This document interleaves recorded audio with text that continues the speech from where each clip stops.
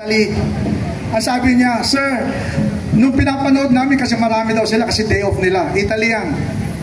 Sabi niya, sir, nung pinapanood namin yung kanta nyo, kinikilabutan kami. Kasi sa Italy daw, galit ang mga Italiano sa mga magnanakaw. Si biro niyo yun, nakaabot sa Italy ang aking kanta. Sa susunod, mamaya pagkatapos, kung magsalita, kakanta ulit tayo. Iba naman. Ha? Okay. So, mga kasama, mga kapatid, mga kapwa-maiso, mga taga-reforma, mga GC4SM, yan, GC4SM. GC4SM, Good Clean for Society Movement, joins Hakbang na Maisog in calling for Marcos to resign. Iyan dapat ang ating boses, nagkakaisang boses, iyan dapat ang ating adhikain. Walang iba, no ifs, no buts. Marcos must resign. Sorry. Mga kababayan, nanakawan tayo ng 250 billion, 250 million, or 1 billion pala, 100 billion. Nanakawan tayo ng 100 billion. Ano, hindi tayo kikilos? Papayagan mo natin siya. 100 billion! Siyam na zero yun! Bilangin nyo! Billion, 9 zeros yun, Diyos ko. Bilyones. Marcos, hindi pa ba sapat yung ninakaw na iyong ama? Pati ikaw na junior, bilyones pa rin ang ninakaw mo! Hindi man rally, Yeta! Hindi rally yung do. Marcos magnanakaw. Marcos magnanakaw. Magnanakaw si Marcos. Marcos magnanakaw. Marcos magnanakaw. Marcos magnanakaw. Magnanakaw si Marcos. Alam niyo mga kapatid, mga kababayan ko, if you recall, the Marcos family betrayed the Filipino people twice. Diba? 1986, tagina, ninakawan tayo ng bilyones ng senior naman. Ngayon naman, junior na naman, bilyones na naman. Papayag pa tayo niyan?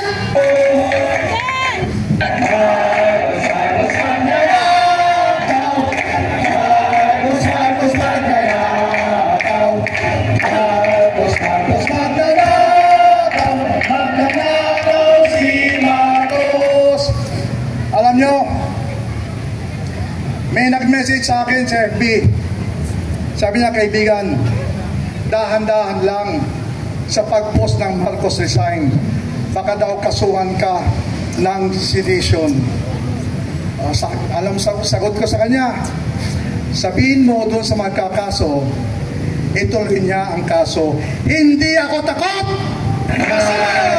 Sedition.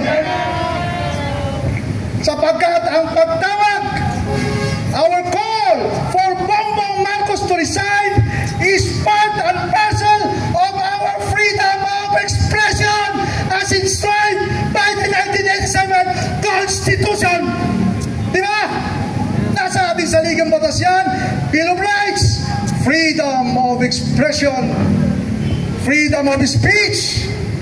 I can proudly say, and I don't care if they will charge me with sedition because I know my rights. I can call any time of the day, Bongbong Marcos should resign. Mga kasama, huwag kayong matakot. Panakot lang yan, hindi totoo yan. Yung threat of sedition is just a naked threat by the ruler, by those in power, para hindi tayo magsalita. Pag sinabi nyo yan, karapatan ko ang magsalita. Hindi naman seditious yan, hindi naman rebellious yan. Bakit ako matatakot? Kaya huwag kayo matakot. Pag sinabi nila yan, pag tinakot nila kayo, sabihin nyo, ako ay Pilipino, ako ay matapang, at ako ay hindi bobo, ako ay hindi tanga. Iyan mga kasama ang aking mensahe ngayong hapon na to. Alam ko marami pa magsasalita. Ako, pag nagsalita ako, ganado ako kahit sa oras pwede. Kaso, alam ko marami pa magsasalita. Kaya gaya na sinabi ko, tatapusin ko aking mensahe ngayong hapon sa papamagitan na naman ng isang kanta. Okay lang ba? Alam na alam nyo to. Walang duda, alam na alam nyo to. Sabayan nyo na lang ako, okay? Para nyo nang awa, para naman meron akong baon pag-uwi ko, sasabihin ko, uy, ang daming nakisabay sa akin nung kumanta ako. Okay? Ready? Martin magnanakaw. Martin magnanakaw. Martin magnanakaw. Magnanakaw si Martin. Ayaw niyo si Martin magnanakaw? Walang kumakanta eh. Kayo sa likod, kumakanta ba kayo? Hindi naman eh. Wala akong narinig. Please naman, participate, join us, cooperate. This is our time. This is the moment na hinihintay natin. Huwag na tayo mag-timpok-timpok pa. Ito na ang pagkakataon.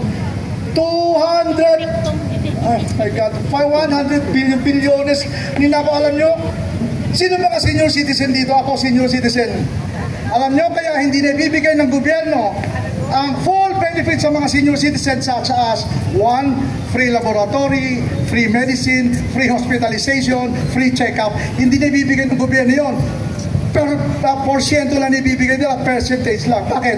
Ang sabi ng PhilHealth, if we will provide all those benefits to the senior citizens, we need at least 350 billion pesos budget annually. 350 billion pesos lang. Pucha, 350 billion pesos. Kami mga senior, libre medisina, libre check-up, libre laboratory, libre hospitalization. Yan, sarap ng buhay namin senior. Diba? Kaso hindi nabibigay. Bakit? Wala daw pera. Ano wala naging pera? 1 trillion peso. Ninakaw? So ibig sabihin, merong pera. Kaso nga lang, ninakaw. Diba? Maliwanag. Sabi nila 350 billion ang kailangan taon-taon ng PhilHealth to provide all the benefits the senior citizens deserve. Pero walang pera. Tapos makita natin sa 3 taon, 1.4 trillion pesos ang ninakaw ng administrasyon ito. Hindi ako nagsabi niyan. Sinabi ni Congressman Irizi yan. 1.4 trillion pesos was stolen from the government coffers since 2023, 24, and 25. Maliwanag, may pera ang bawat Pilipino. May pera ang bawat senior citizen. Libre sana sa ospital, libre sa gamot, libre sa check-up, libre laboratory. Pero sabi ng PhilHealth, walang pera. Kasi ibinulsa. Diba? Pero ang totoo niyan, meron po tayong pera. The Philippines is not a poor country. The problem is we are being run by idiots, by thieves, and by incompetent persons in government. Thank you very much. Magandang hapon po sa inyo lahat. Ako po si Troy Abitona. Salamat.